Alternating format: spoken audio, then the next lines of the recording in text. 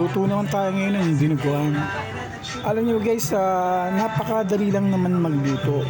Kapag ka marunong ka na mag-isa, siguradong marunong ka nang magluto niyan. Ayan guys, sa preparation lang guys, luya lang naman yung kailangan pag sa dinuguan. Luya, sibuyas, bawang, isasangkot siya mo lang yan guys.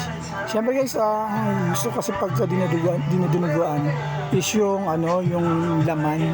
Ayoko kasi nung nung mga laman loob. Kasi magdodoble yung lansa kasi malansa yung dugo, malansa pa yung mga laman loob, diba? So mas masarap talaga yung meat lang. Lalo yung maraming taba, yan yung masarap sa dinuguan. Kaya gigisa mo lang yan, pakuluan, then lagyan mo ng suka guys para matanggal naman yung lansa nung dugo kapag nilagay mo na siya. So yan, pakuluan mo lang din yung suka dyan, then ilagay mo na rin agad yung dugo. Siyempre halu-haluin mo kasi baka mabuo yan, hindi maganda kasi pag buo-buo. So yun lang guys, simple lang diba? Tapos pakuluan mo, ayan, dinuguan na. So yun na guys, bye-bye, ingat kayo. Wow!